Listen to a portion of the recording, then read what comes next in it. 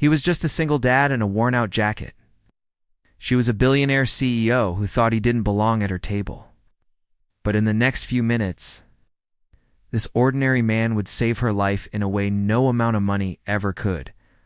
Want to know how this night turned into the most shocking twist of her life?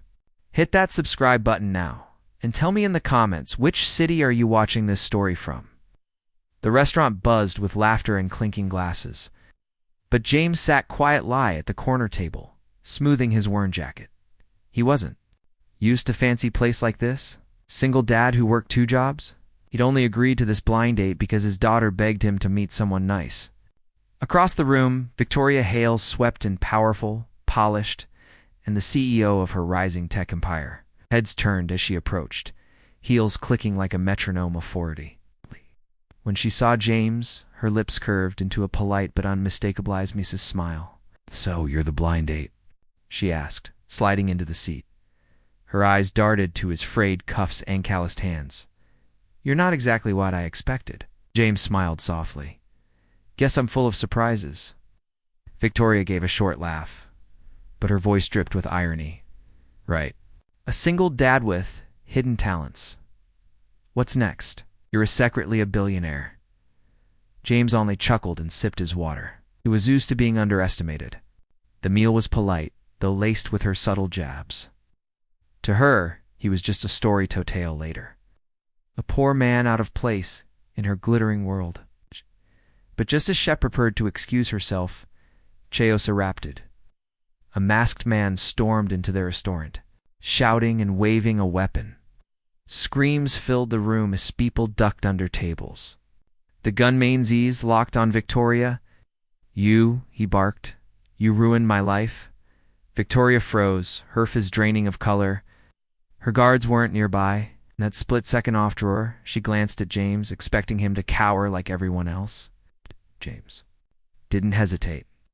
In one fluid motion, he shielded her with his body, speaking in a calm but commanding tone. "Stay low. Don't move." The gunman advanced, trembling with rage. But James stepped forward, his voice steady. "Look at me. You don't want to do this?" Their restaurant watched in stunned silence. James' presence wasn't just calm, it waist-trained. Within seconds, he disarmed Thedekar with a swift, precise move, pinning him until help arrived. By that time, police rushed in, Victoria Wastel shaking, clutching James's hand like an anchor. She stared at him, bewildered. How did you?" James offered a modest shrug. "I used to be military special forces, but now I'm just a dad who wants to make it home safe for his little girl." The irony hit her like a tidal wave. She had mocked him for being ordinary.